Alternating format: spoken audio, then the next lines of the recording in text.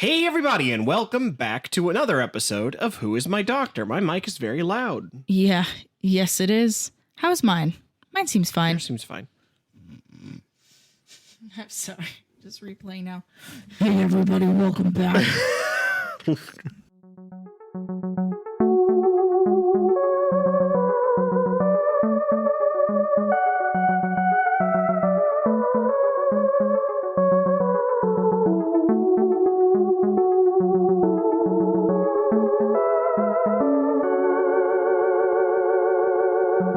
Hey everybody, and welcome back to another episode of Who Is My Doctor? Who is my doctor? Who is indeed. I'm your host, Zach, and I know a lot about Doctor Who. I'm also your host, Cassie.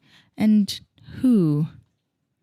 Who? What? When? Where? And why? That's not the direction I was going in. Well, why you don't have Spy Kids on the mind at all times? What are we doing today? Also, just side note, side tangent. They put the Shrek movies on Disney. Because on Hulu, it makes sense. It's like, yeah, that's sure. But then if you have your Hulu attached to your Disney, then tangentially you have Shrek movies on Disney. Does feel wrong.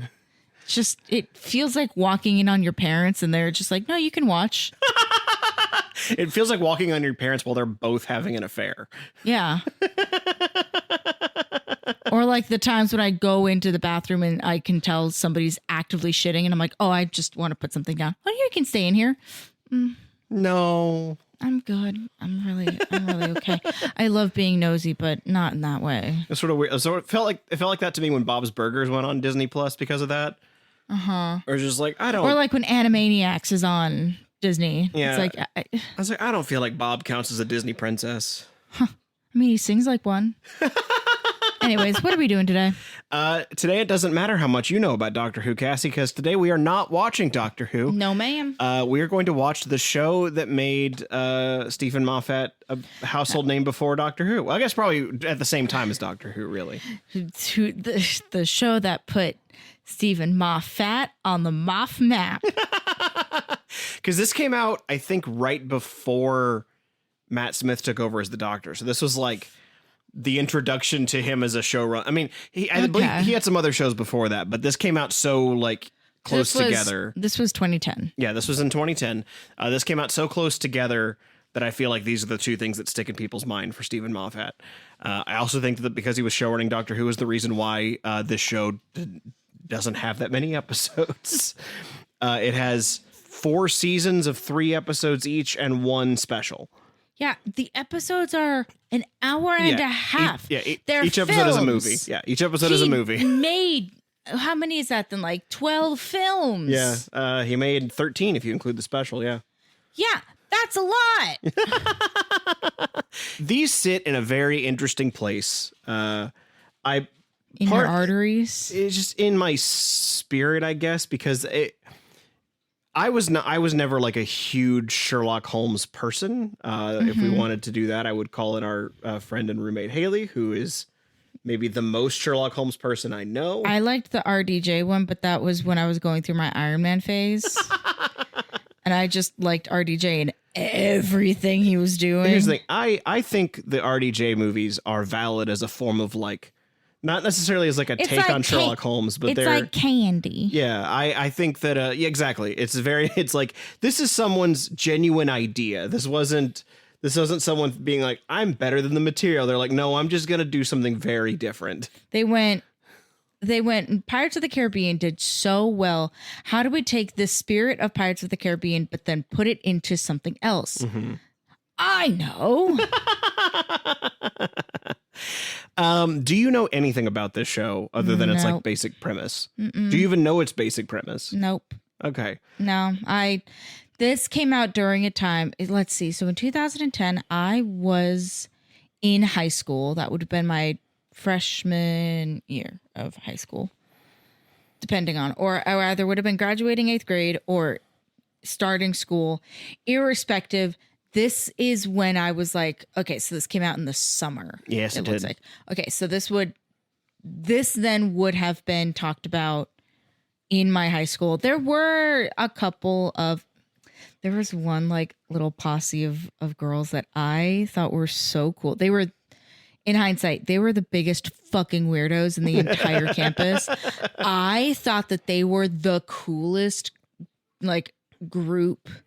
And so I believe one of them watched it. And then afterwards, the year after, when I was a sophomore, a freshman came in. She and I clicked pretty quick because she's also quarter Japanese. Okay. And she loved she, again, very cool. Big fucking dork.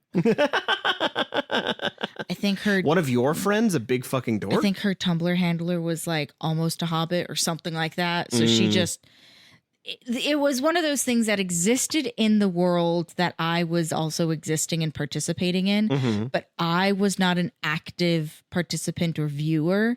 If for no other reason than, again, and I think everybody knows at this point, I did not watch modern television for several years. So if it was not on DVD and was not made by a production company that specifically like my dad really liked, couldn't care less. Yeah. I mean, it is good that you mention Tumblr, because this is sort of the second part genesis of the Tumblr girlies. This is the second part of the trinity that is Doctor Who, Supernatural, and Sherlock. Super Wholock, as the Tumblr girlies called it way back in. We're sending you deep into the Tumblr mines. I don't want to go. Please, well, Zach. I'm not a child. I don't yearn for the mines. I don't need to go back there. Not a child. You're a little guy. I was there, but I was on a completely different side. Do you know what I spent all of my time on Tumblr looking at? Onceler? I feel like you were a Onceler girl. I don't know what that is.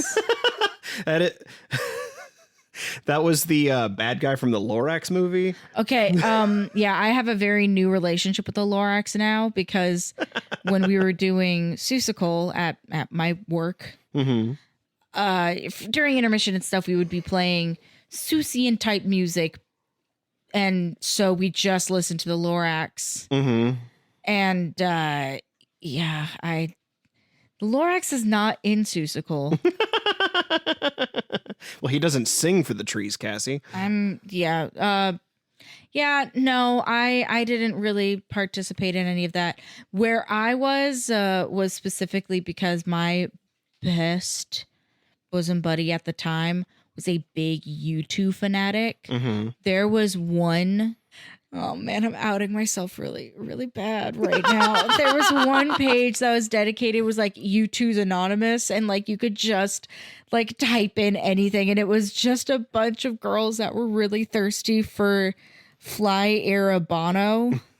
My thing Bono though, heads, no, but specifically, I will repeat that in case you didn't hear. Specifically, yeah. Okay, I wasn't gonna stop you. I was a big fan of I forget which album it was, but they did a particular photo shoot where they're all dressed in drag, and I really liked that. Bono just during that era had an affinity for wearing a dress. You know, no homo. It's just he's doing it for the art. But that was what I spent. No homo, yes Bono. I spent so much time on Tumblr looking only at and creating albums and albums of Chris Angel and Bono, looking as androgynous as I could possibly get. This was in the before times. I wouldn't have my sexual awakening for like a couple months, but still. It was on the calendar, but it was on the. It just kept on getting pushed back. You kept having dinner that night, or you were tired. Effectively, and like in my roundabout kind of way, I spent way more time in music spheres that nobody cared about in high school, and rewatching old shows that Well, buddy we're going to cared see if about. this. And Fantastic Mr. Fox. I like that a lot too. I made my own foxtail, not a furry. I'm just gonna put that out there right now. We'll see if this particular era of television awakens the 15-year-old inside of you. Oh, I don't think so. She's dead, long dead. she's probably playing Tetris or something. Because even though like I said, it's debatable where how much of a name this show made Stephen Moffat, but it certainly made a name of Bananarama Coco Melon and Martin Freeman. Oh, okay. You're talking about Benny Boo Cumbersnatch. Yeah, Bonobo's cucumber water. Yeah, Boobadoo Koobadoo.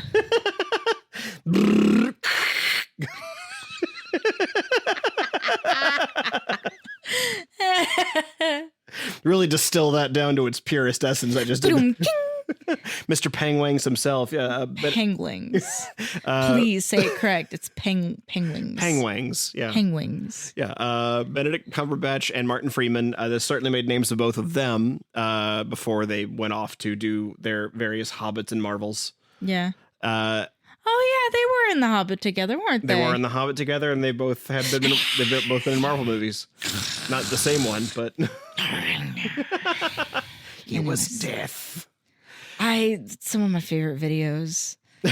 Some of my favorite videos is Benedict Cumberbatch absolutely serving so much, and then them saying, "Oh, we literally couldn't use any of it, but like he wanted to do it, so we spent thousands of dollars on these shoot days." Anyways, sometimes you got to make art to make art. Amen. Is there a preface or no preface? I decided against doing a preface for Yay! these because it felt inappropriate to give you a mystery for a show that is about solving a mystery. I know nothing. Smooth brain. So just to give you a general idea, the show is a modern day... I mean, I know who Sherlock Holmes is. But this is a modern day retelling of it. It is set in 2010. You would not know that from the picture they put up here on Hulu. What the fuck? This is from this image you were seeing is from a special they did that immediately thrown off. This entire time I was like, oh, cool, Victorian era London. Here we go again, baby. Nope. This image is a lie. This image is a 1000% a lie. This is from a special set in 1895. Those fucks. The show itself, how dare you, is set in 2010 when it came out. I already hate it. So I had wondered if you were going to ask me about it, but no, I just assumed. I assumed because the thumbnail is usually you don't post a picture of a pie and then talk about how to lay drywall. Like, yes, they're both DIYs, but that's very misleading. Yeah, you are being a little misled by this image. That is absolutely for certain. I mean, you do get a much stronger idea of how they would look as Sherlock and Watson in this than how they look in the actual show. Yeah, where they're wearing jeans. Jeans and hoodies. Yeah, with jeans and hoodies. We're going to watch the first episode of the show, which, in my opinion, and a lot of people's opinion, including our friend and roommate Haley, is the strongest episode of the show. The show does not go like downhill, but there's definitely like that was probably plateau. It plateaus. It sounds like each season gets progressively worse than the last one. Jesus fucking Christ. And I think it's partly because I think the first season was like a whole idea Moffat had, and he kept having to like come up with whole ideas again and again, and it wasn't set up for him. Does this get the Cora treatment where they were like, "Oh, we wanted you to do the special. You know what? That was so popular. Can you do it again? Can you just keep doing it again and again? Can you keep rewriting Cora?" Sort of. It's not that they keep, because the story does keep going. But to give you an idea, the first season came out in 2010. Second season came out in 2011, 2012. Then season 3, 2014. Season 4, 2017. Okay. Like they were pretty spaced out. Again, movies. Yeah, but they were making feature-length movies. And there's a particular look to the show with very like just the thumbnail already. Yeah. Why are they in darkness? They had one single light, and it was the big light in the studio, and that's what they're using to light the whole room. Okay. This is a study in pink. It's a play on the Sherlock. Really? A study in pink, not a study in darkness and shadow. It's a play on study in blue, perhaps. It's a play on the novel A Study in Scarlet. Okay. Has a lot of allusions to that book, but it is ultimately doing its own thing at the end of the day. Moffat including take a couple of, I don't know if pot shots is the right idea, but he takes a couple of jabs at the original material. Yeah, this feels like they're trying to be a little bit cheeky about it. A little bit. This is a study in pink. It's not a study in scarlet. There's definitely a little bit of that in this show. But I don't want to belabor on it too much, especially since we already have. You don't know. Well, I shouldn't belabor on it too much more then, because you don't know anything about this show other than it starring. What was the name we landed on? Thank you. And Martin Freeman. And I will say the first season is really good. Like, there's a reason it kept getting made, even though they were all long and expensive to make. The first season is great, like start to finish. In fact, there was a part of me that was tempted to show you episode 3 instead, because they reveal a skinny evil bitch in that episode. I don't know how much you love skinny evil bitches. I do love Sebs. But instead we are watching the first episode because I do think it is the strongest episode. It's also a good introduction to the show. Okay. And so I am looking forward to this experience with you. Do you have any thoughts going in before we get going? I think it's better if I don't have any thoughts going in. None expectations. Like I said earlier, brain smooth.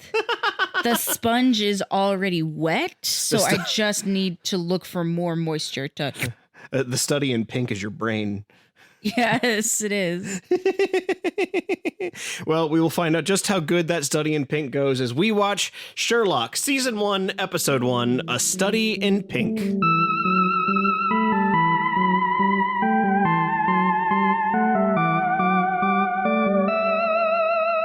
Today's episode of Who is My Doctor is brought to you by the best place for you to buy a new house, Sherlock Holmes.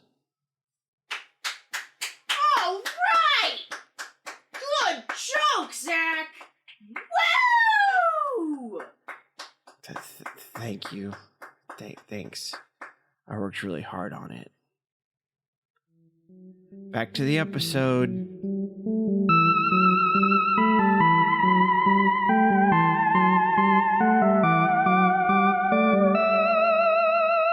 And we are back from Sherlock. So what'd you think, Cassie? Here, before we start, I'm actually going to go get a candle, make it more romantic. I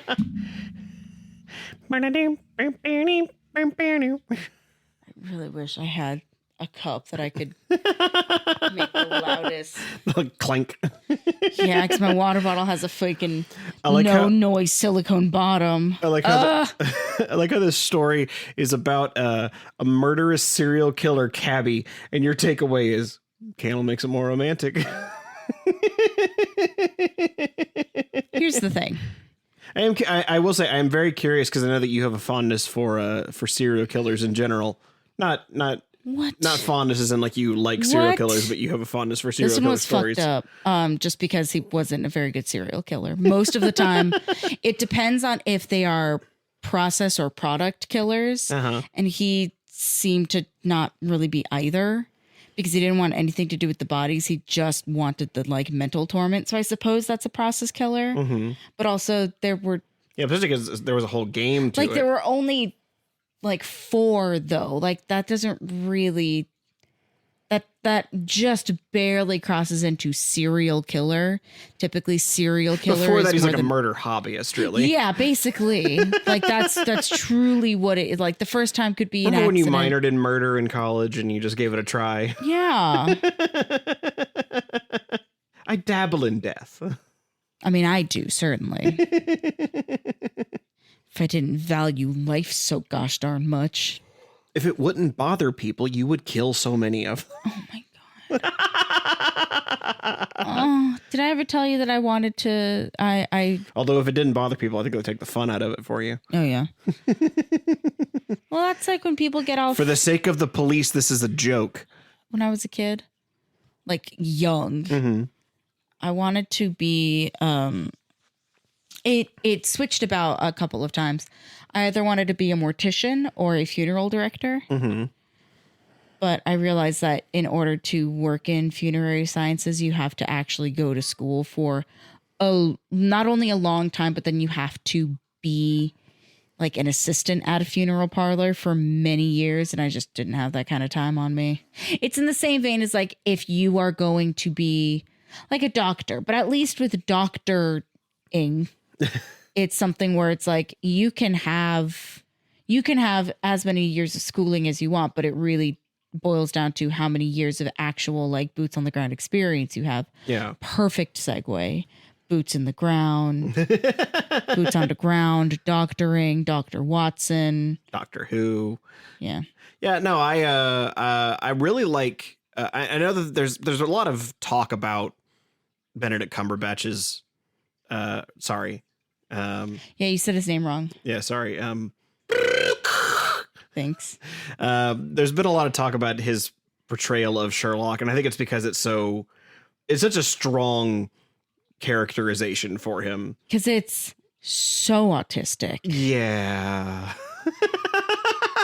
It's funny to think that this Sherlock is so like the middle point between Matt Smith's Doctor and Peter Capaldi's Doctor. Yes. This feels like the missing middle piece of that transition of like, Matt Smith's like, I'm a quirky white girl that like will jump up on chairs weird. I'm going to sit bisexually and I'm just going to flit about the stage. Yeah, and Peter Capaldi's like, I'm going to be deeply upsetting to you as a person and you're just going to have to be okay with that.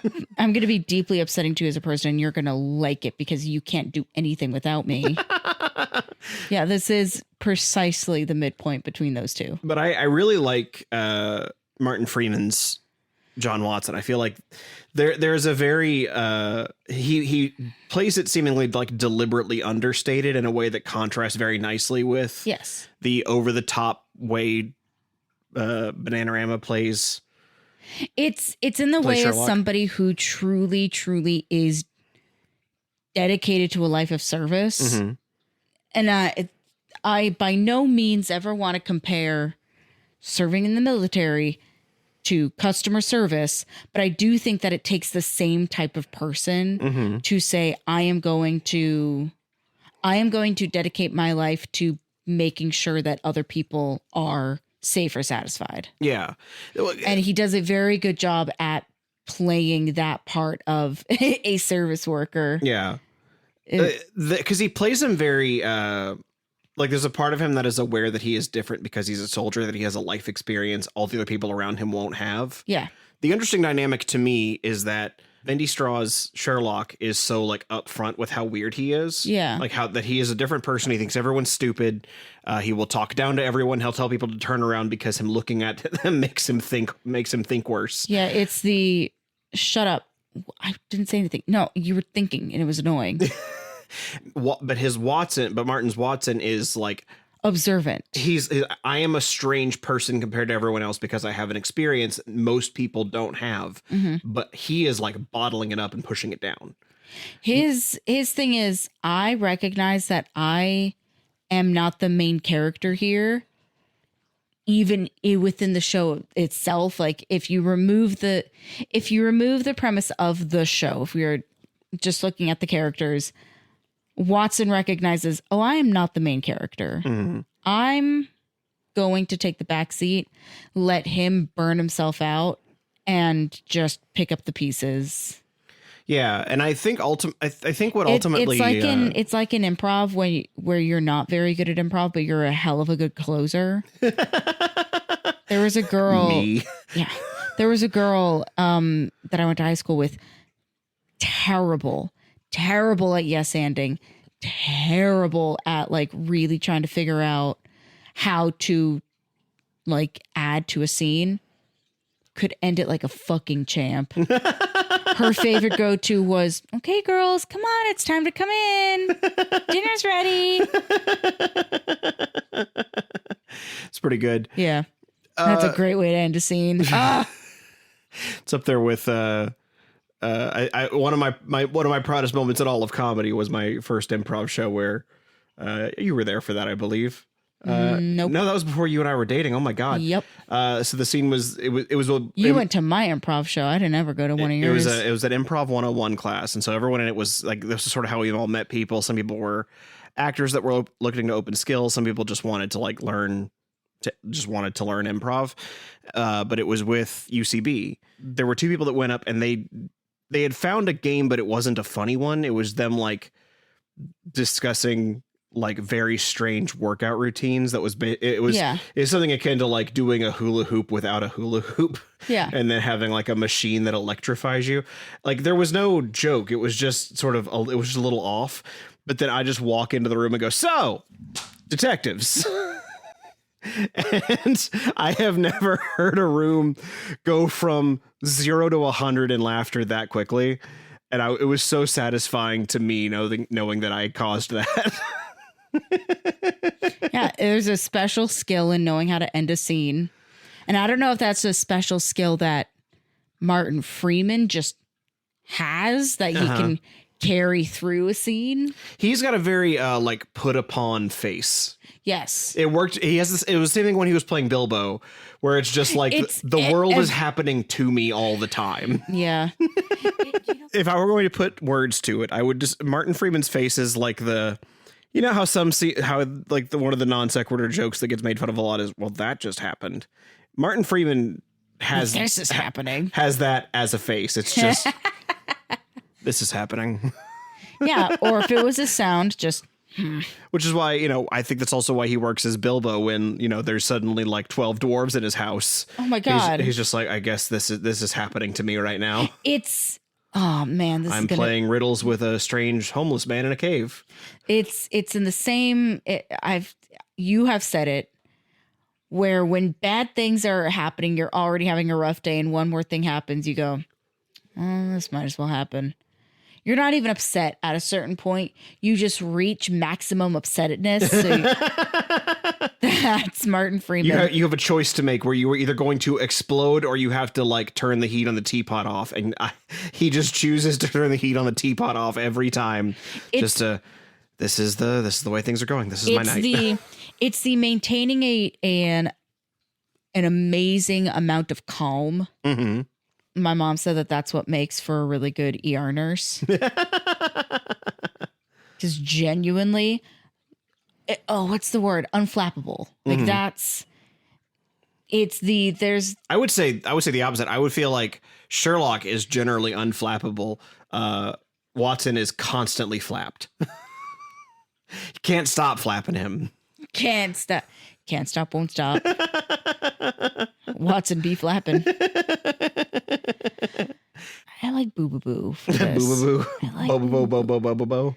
Yeah, bo bo bo bo bo. Here's the thing, and I think specifically the moment you really, because I felt like I was not on board. I was not on board until they started being gay towards one another. For me, honestly, the moment where I thought he had won you over was when he referred to himself as, I'm not a psychopath, I'm a high functioning sociopath. Do your research. Because here's the thing. Psychopathy, extraordinarily hard to diagnose. Be a sociopath, though, they're in the same book, but there are two completely different chapters. Yeah, specifically the book of psychopathy. Yes, I was gonna say the diary of mental. What is it? The DSM. I mean, there is the psychopath test. Did you know? I have a friend that is specifically. She is a doctor. And has offered to give me the psychopath test if I really want.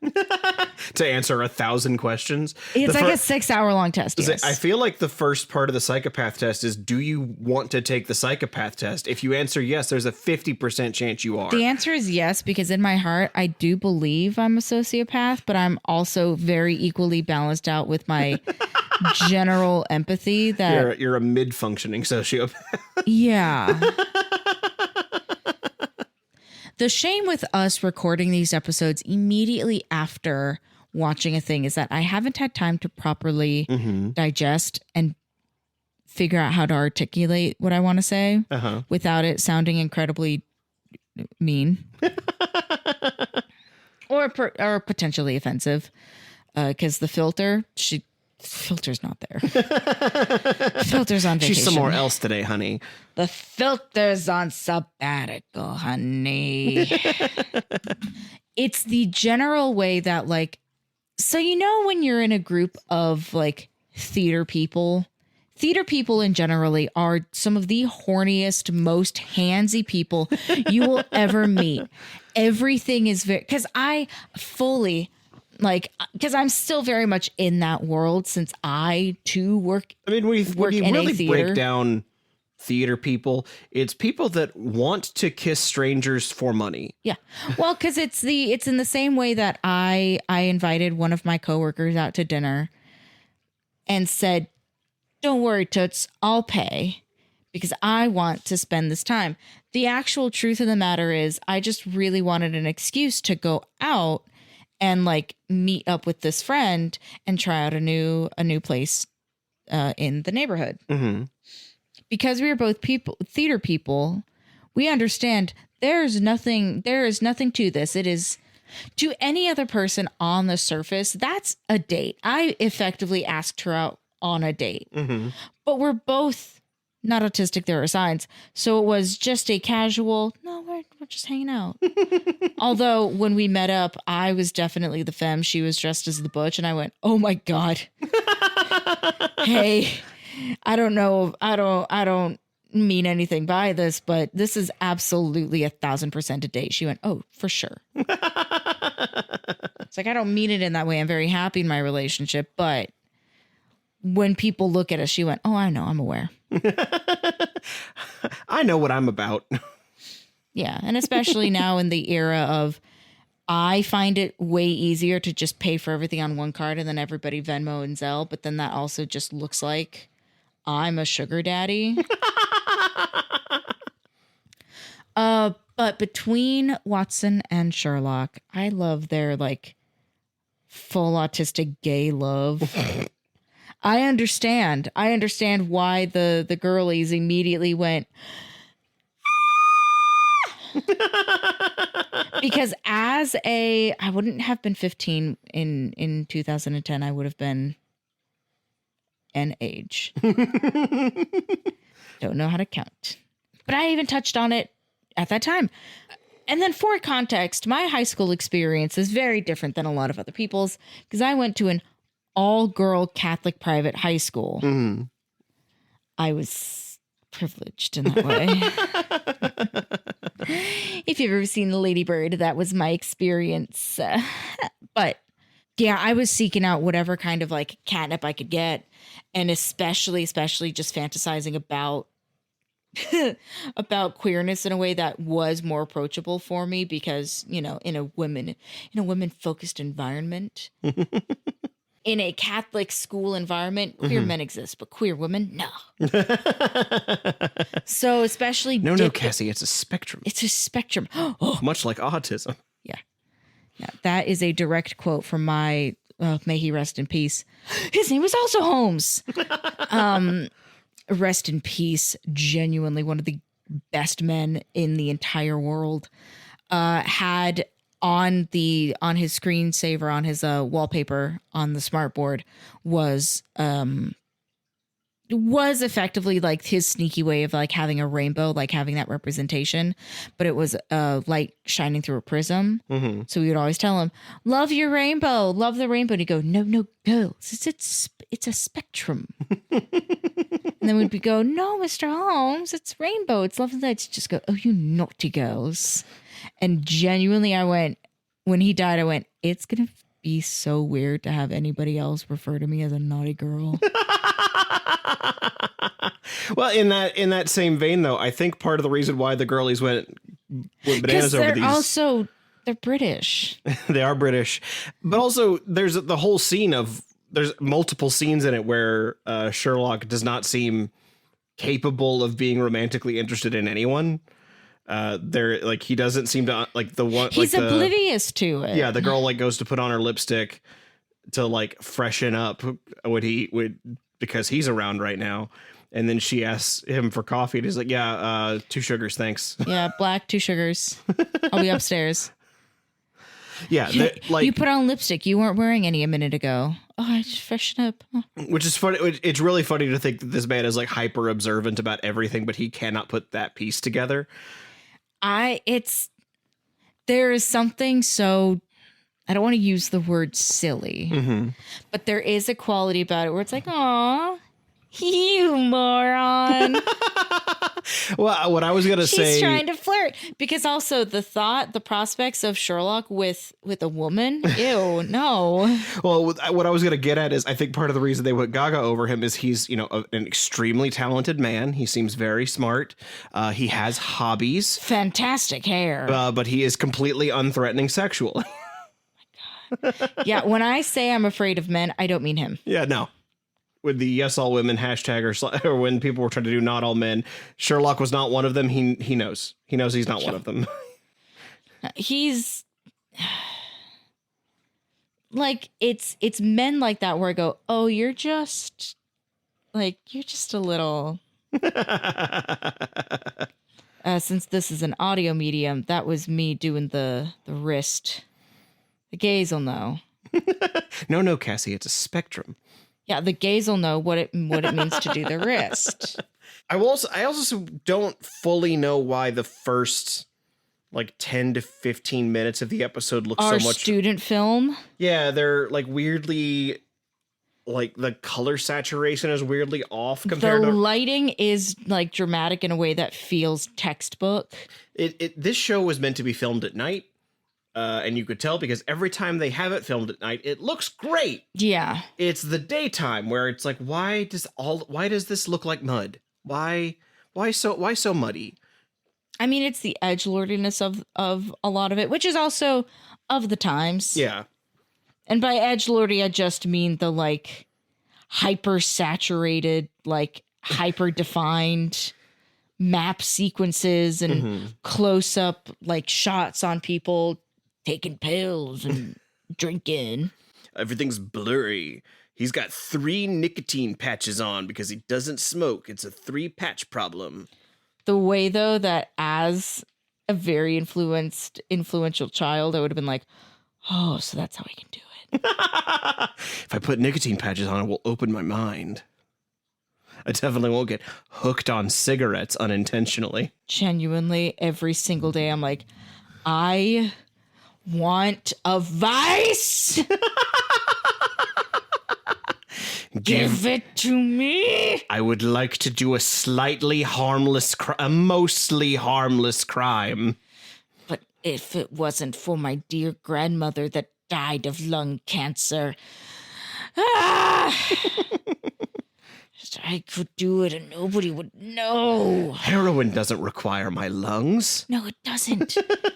I can just smudge cocaine in my gums. We could, that's one thing we could talk about is there's a handful of references to the Sherlock from the books, including, there are people doing a drug bust in his house. Yeah. And he's like, they won't, I don't do that anymore because the Sherlock from the books did opium and heroin. I mean, yeah, makes sense. Victorian era London. Yeah. Speaking of which, we're going to put a pin in that. I do appreciate that they went, we're going to set this in modern times. The music, although, we'll have the one harpsichord and that is it. We're going to play a harpsichord and some violins and that's all we need. So that way the music will be of the time, but everything else will be of the now. Also, the 3-patch problem thing is a reference to Sherlock in the books would have what he called a 3-pipe problem, where he would have to smoke 3 pipes to figure something out. So I like that they find little references. Cheeky. Yeah, Rach in the episode. Rocher. Yeah, Rocher. That's a reverse of what happened in I think it actually was in A Study in Scarlet, where someone had written down Rach, and they had spent the book with the misdirect that it was short for Rachel, and Holmes was like, no, she's German. It was revenge. But I do like that I can't decide if I find it amusing or not that he's like, no, you idiot. Why would she be German? Why would she Clearly she's from Cardiff because it was raining, but not that much. Because it was raining, but she also could have only traveled 2 hours. And where was it raining and windy in the UK? And they should have been like, that does not narrow it down at all. Everywhere was like that.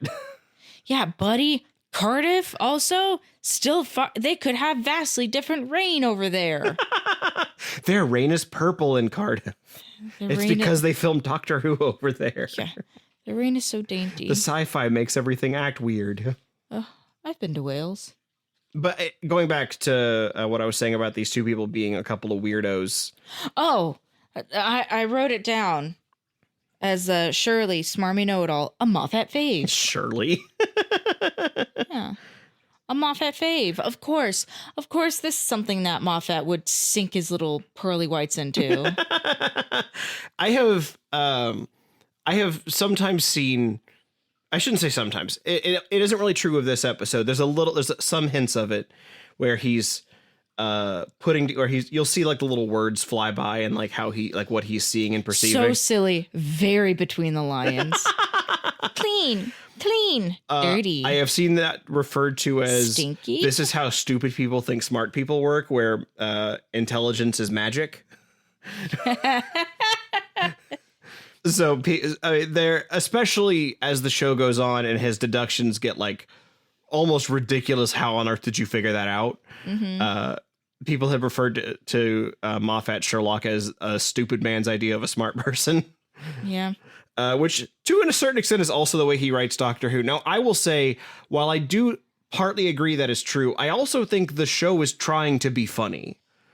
Like but because he writes Sherlock the same way that he writes River Song. Oh my God, we're gonna talk about River Song. I think it's either next season. I think it's next season. Moffat introduces Irene Adler, and it's just River Song. Yeah, it's the like confident, smart. I think Irene Adler might even be introduced naked if memory serves correctly. It's just one of those where it's like, yeah, she's confident, smart, she's sexy. Like in the way that like this Sherlock clearly, I don't think thinks that he's attractive or handsome, but obviously puts enough care into what he's wearing and how he styles his hair. He's wearing makeup and he's got nicely coiffed hair. Yeah, his hair is coiffed. He's wearing a nice wool peacoat with a little silk scarf and a little dapper scarf, and knows the perfect little place to take a man on the first date.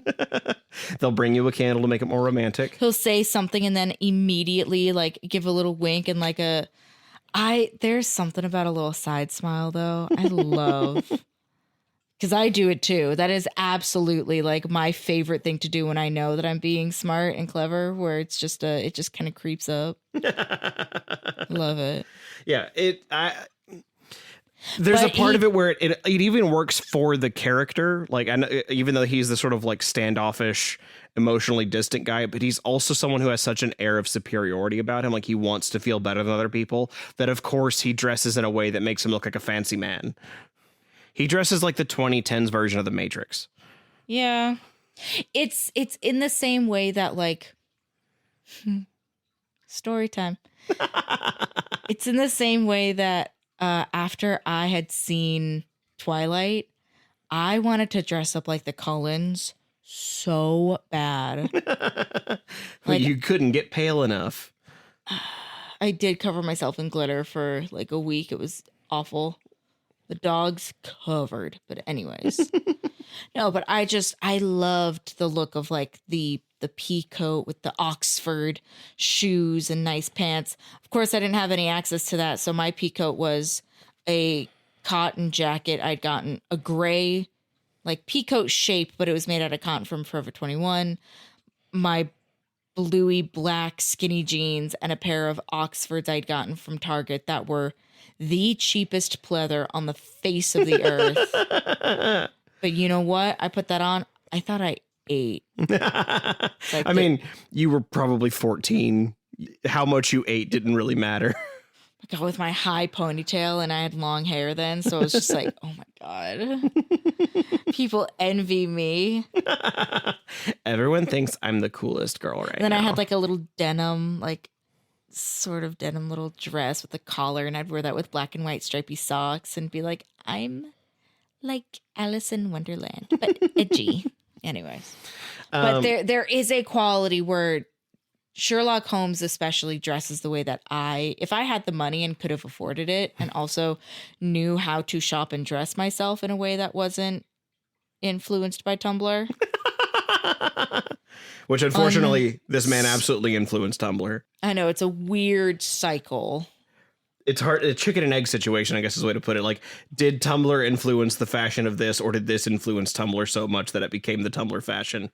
What I was going to say, though, about these two weirdos, that Sherlock is this like very open, bizarre, weird man who thinks his strangeness makes him better than everybody else. Yeah. Meanwhile, Watson is like pushing his strangeness down. He's trying to just act like a normal guy. Mm-hmm. And in doing so, he's got a psychosomatic limp and tremors in his hand. Like he's suppressing himself so much, he's literally falling apart. Yeah. And it's like these two weirdos that have no place in society finding a purpose. It reminded me of Unlikely Animal Friends, where Sherlock is... I just put together what you meant. Yeah. Sherlock is like a African gray parrot, and Watson is like a golden retriever. Mm-hmm.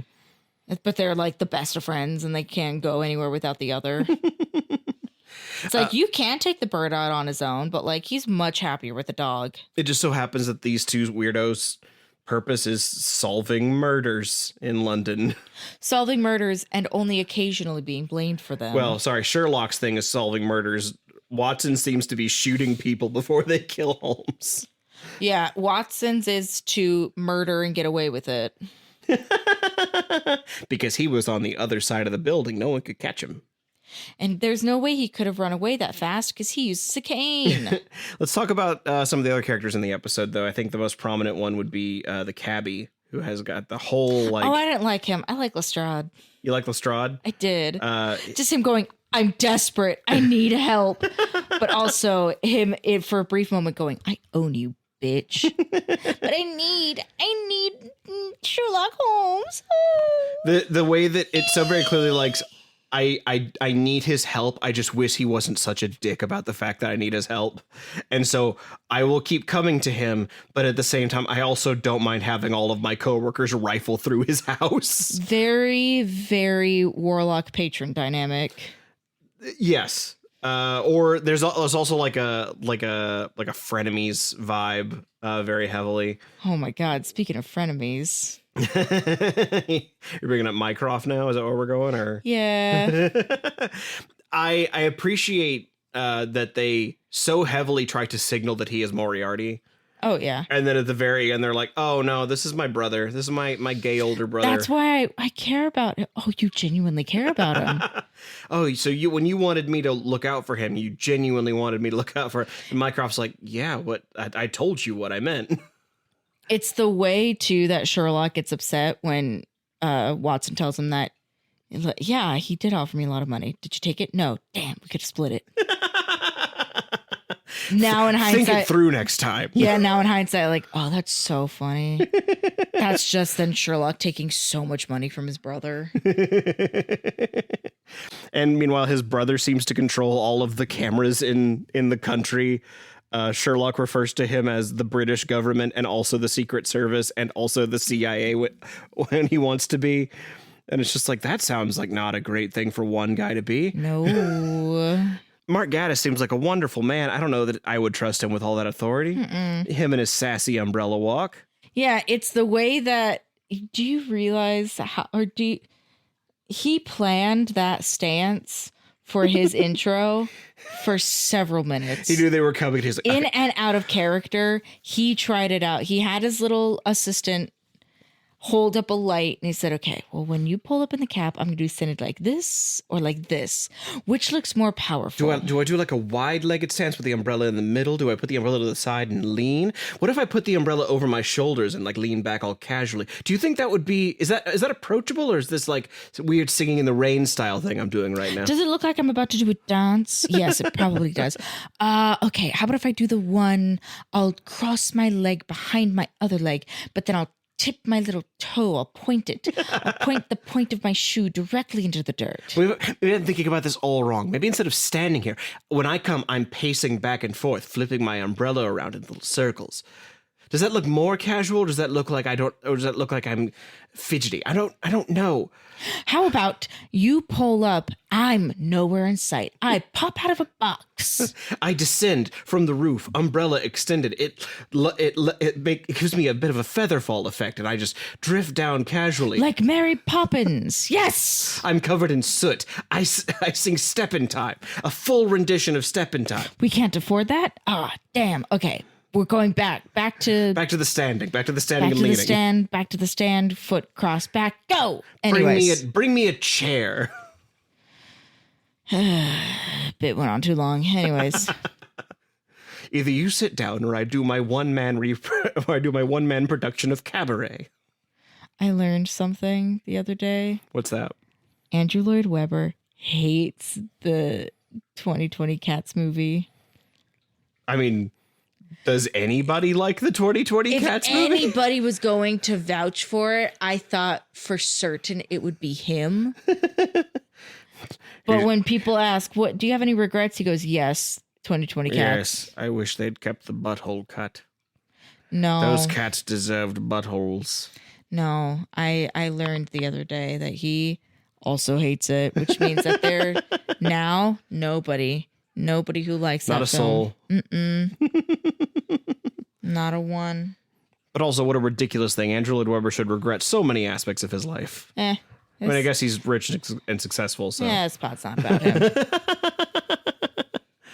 Anyways, yeah, I just, like, for everything that I liked about this episode, the one thing that is falling flat for me is the mystery element. Interesting, because I feel like this is one of the, I don't want to say better mysteries, but I think there's some, I like the pacing of it.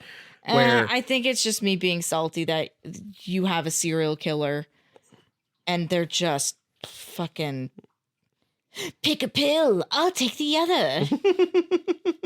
I'm a sad cabbie. It's not a choice, it's chess. Never bet against a Sicilian cabbie when death is on the line. I realize you've never seen The Princess Bride. You don't get that reference. Nope. But everyone who did loved it. And for the record, so I don't get anybody yelling at me, I have seen Princess Bride. That's one of my sister's favorite films. I've just never sat down to watch it within the past, like, 20-something years. My understanding is you've never sat down to watch it in its entirety. Ever, no. That is one of the movies that my sister would always put on, and I would just kind of be like, ugh. Like, I missed the first 15 minutes of the film, like, I don't want to watch, or, well, I can only watch the middle part of the movie. I don't, so. I also liked Mrs. Hudson, the landlady. Oh, I loved her. Being like, I'll make you some tea, but I'm not your housekeeper. And some biscuits. Not a housekeeper. I will do it, but I'm not a housekeeper. That's very English of her. I'm nice, but this is the only time. Yeah, I don't know how I feel ultimately about how the big reveal of the episode is that the serial killer had a sponsor, and that sponsor is Moriarty. There's a part of it where it feels a little too convenient. There's a part of it where it feels like it's trying to turn Sherlock Holmes into like a big like Marvel style franchise. It's something where if he had revealed that his sponsor was M. Yeah. Okay, then we have a. Ooh. You're referring to the League of Extraordinary Gentlemen right now? Maybe. I don't know what that is. So. Oh, it's a comic book turned into a pretty okay movie where someone introduces themselves as M, meaning they're M from the James Bond series, but at the end of the movie, it's revealed that M actually stands for Moriarty. So I thought you were doing a thing. I didn't realize that you didn't know that. No, yeah, Zach, I will say I think I'm illiterate in a lot of pop culture. We might one day come back to this, and I'll show you episode 3 where they introduce Moriarty, because he is a skinny evil bitch. I think you've only seen the actor in one other thing. Also, for context, we've discovered after watching Arcane that I have a thing for skinny evil bitches. Don't look into it. So if you're it, yeah, because I'm realizing in this episode especially, you have brought it up 3 separate times. Yeah, you like skinny evil bitches, but are dating me, a soft, round teddy bear man. Okay. Just the squishiest boy. A Neato in human form. I'm a Gemini. I like opposites. You contain multitudes. Yeah. You're a Gemini. Inside you there are 2 fish. Sorry, that's a Pisces. Yeah, I'm a Gemini. Inside of me, there are 2 very angry girls. One speaks nothing but truth. The other speaks nothing but lies. And she's a bitch. And I hate her. But overall, did you have a good experience with this? Here's a question for you: would you be interested in watching more? I have no idea. It's the length of the episodes. I understand why they are as long as they are, because I also can't imagine cramming this into 3 30-minute segments. I think that would be horrendous and bad. Even cutting them in half, I feel like you would just make the first half boring, because the first half only works because of the second half. Here's the thing. The thing that I liked about it the most truly is Sherlock and Watson. Yeah.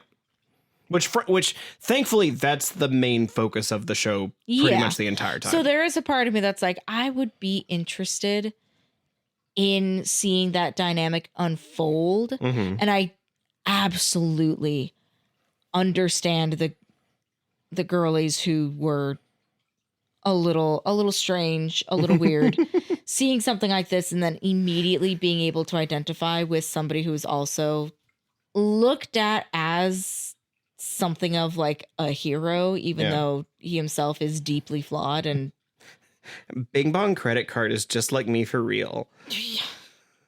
He understands me. Because he's also kind of cheeky. And when he reveals that anytime that Lestrade is annoying him, he steals his ID. Pickpockets him. Just takes something from his pockets. Pickpockets him and says, oh yeah, I have dozens of these. Here, take this one. That is so teenage girl coded. Like, and the way that everything pans out does feel very D&D. Like, this was not like this is before its time. D&D's been around for a very long time. I'm aware of that. I feel like though in 2010s is when it started to like, when the D&D seed was planted and like compelling storytelling was the, we are straying away from sitcom type things. Sitcoms are not what is popular right now. What is popular is engaging storytelling. And then a couple years later it would be D&D as it's engaging storytelling, but with all of your friends, and you get to be a tiefling, and your DM is also your therapist. For me, here's the thing. I have a rule for almost anything that I engage with, anything that I put time and energy towards, especially when it comes to entertainment, because we live in a land of plenty. Yeah. There are dozens of books, dozens of movies and TV shows to watch, so much music to listen to, so many things to be engaged with. If I don't like something, especially when it comes to a series, if I don't like something within the first episode, I don't engage with it further. I'll give everything one shot. It's the people that specifically are like, oh my God, you've never seen Cowboy Bebop? Oh, you just need to get through the first 200. No. Are you fucking insane? Do you think I have that kind of time? If I don't like something right out the gate, I don't want anything to do with it. For what it's worth, I don't think you need to. I think Cowboy Bebop is good immediately. It could be I guess it might be a weird pacing thing. I guess I could see that, but it's a good series from the beginning. We're not talking about that though right now. We're talking about this. Because my thing is always, if there are some things that I like about a show or a book, even if the writing itself isn't all that great, if there is one thing that I like that I'm willing to engage with further, I will continue and give it the benefit of the doubt. You basically have 3 different... Especially because pilots are so often like a show figuring themselves out. Pilots I do give extra which is also why like when you do have a pilot that I go, oh, this is good, then I know this is going to be really good if I like the pilot. Same with books. First chapter is usually a little clunky, even though books usually go through several rewrites. But there's also something we said for this of how the mystery itself unfolds and how I don't feel like when it comes to mysteries, I like to watch them and participate as if it is a game. I like to also sit along and try to understand what the person in charge is in the process of understanding. I do not like sitting idly by and just having it whiz by and me go, I don't understand how you got to that conclusion. I do think that they try that a little bit with that, like you see the text coming up, showing his thought process. The like, this is wet, this is dry, these things are clean, this thing is dirty. That certainly does help, and if that wasn't there, it would be so much worse. It would feel way more like magic. Because it's alienating, and especially for somebody like me, I don't think that I am particularly smart and clever in this way. I want to be so bad. I want to be able to look at somebody and say, oh, your brother has a drinking problem, and just be able to read people right out the gate. But there is so much cotton fluff in my brain at all times. I'm just filling in all the ridges and bumps that would be where your brain. I'm just your brain valleys go. I'm just a stuffy that fell under the covers and didn't come out until way too late. I'm a little basement bear. Dr. Cassie McStuffins. Oh my God. Yeah. And so there are times where it's like, you can literally explain things to me up, down, left, and right. I will not understand until I do it myself. I think. And there are times where it's like when you have characters like this that are actively like, I'm better than you. I go, yeah, you are. Okay, cool. I think, I also think that for someone like you that is more like trying to find something to latch onto, and when it is trying to play it like, ooh, it's a mystery you'll never figure out sort of situation, I think for you there were like little character moments that really jumped out at you. I remember when they start the chase sequence and they're running out of the restaurant to chase down the cab. You clocked immediately that Watson left his cane. Yeah. And this is a moment where they zoomed in on it. Even then, like that was something that you had started piecing together like what that meant for him, not just that he left it. Another great one that I like is near the end when Sherlock's like, well, I don't need to play this game. There's nothing in it for me other than the chance of me dying. So I'm going to leave. Have fun at court. And then he's like, well, I guess you'll never find out if I beat you or not. And that's the part where he's like, fuck, I've got to play this out. And then after he gets shot, he's like, tell me if I won. Tell me if I beat you. That's a very you moment. That's why you latched onto that. Look, this podcast is not about me. It actually very much is. I'm along for the ride. You are along for the ride. And I hope you're enjoying the ride because we're going to get back to our regular thing next week. And next week, our regularly scheduled programs. Are you going to take me on another scenic route detour? No, we are going to go back to our modern Doctor Who series with Peter Piper, Cumberbatch. Sorry, it only works with Benedict Cumberbatch, which I will say, I don't know that that joke ever gets old. Calling him by the wrong names. I think my favorite now is just, yeah. Just really really whittles it down to like its purest form. Yeah. Do you have any others that you like, if I could ask? I always like doing Benny Boo Cumberding. Benny Boo Cumberding. Mostly because I love referring to people as Benny Boo. Yeah, I remember, I can't even remember which one it was. I remember Honest Trailers at one called him Eggs Benedict Cumberbund. And just that, like the deep trailer voice guy doing that, saying it lives in my head of Eggs Benedict Cumberbund. It's not a name. It truly is the way that he says penguins in that one nature documentary, Penguins. I think it's Penguins. Penguins. He has 3 or 4 different iterations. Penguins is my favorite. But penguins is the one that gets repeated more, and then he just kind of settles on penguins. See, I just like trying to come up with like more ridiculous things that still share BC initials. Before Christ?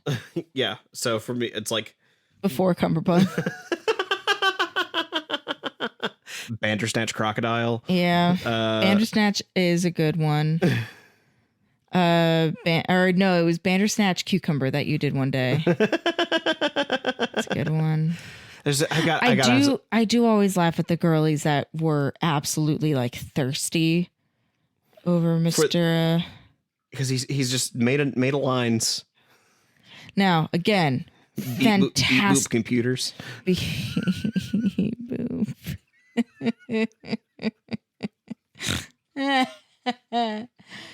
You know, it's a genuine laugh. If I give out a snort. Bendy straw cantaloupe. Ooh, bendy straw. I do like bendy straw. Bendy straw. Yeah, I've had a very long day. I'm very tired. No thoughts, only sounds. Random man Cardi B. The people though that specifically were like hardcore Thurston. Yeah. I do think this might be where it is the most clear, because it is the most clear. Also, if in the same way of like, especially if we're looking at the young demographic of people that were interested in the show, which I believe was the whole point of us watching this and recounting an era of Tumblr before they banned porn. Yeah. Oh, R.I.P. Rest in porn. Before Tumblr itself committed suicide in a 50-50 choice it did not have to make.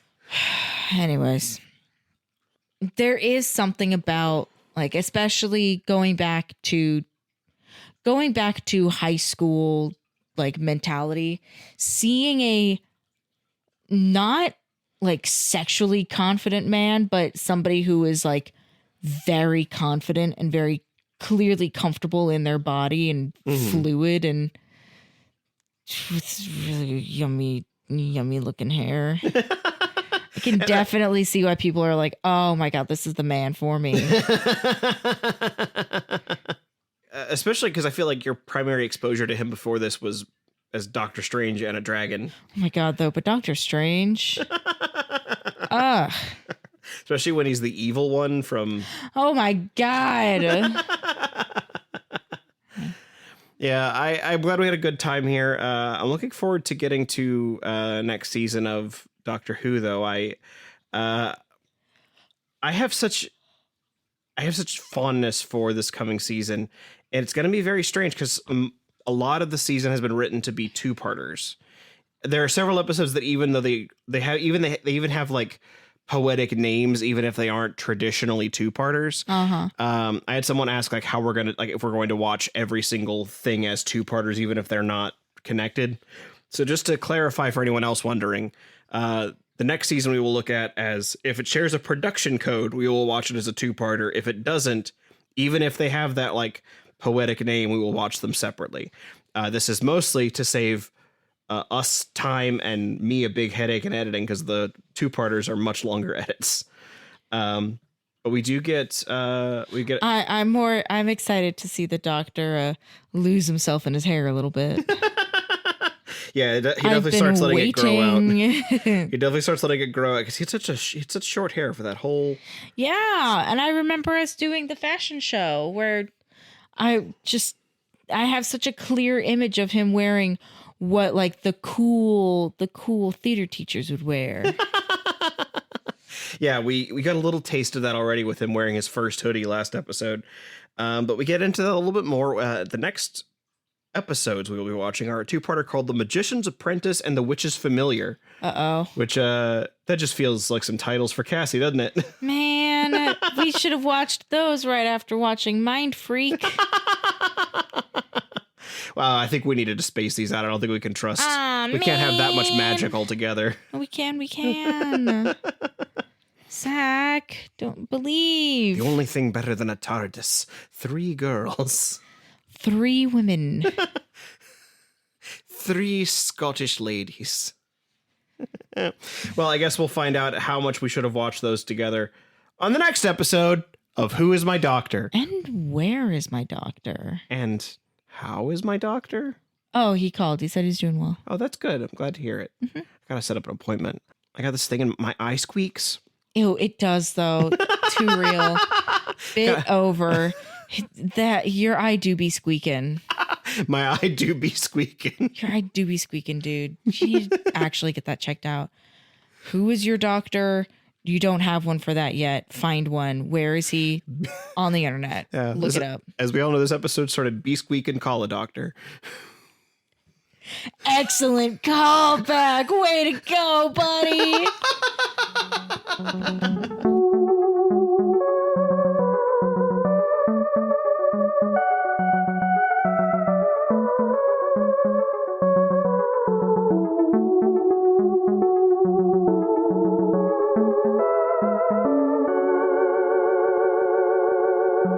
Hey there, everybody. I hope you enjoyed our little trip into the Tumblr mines. We may not have found gold, but we sure found...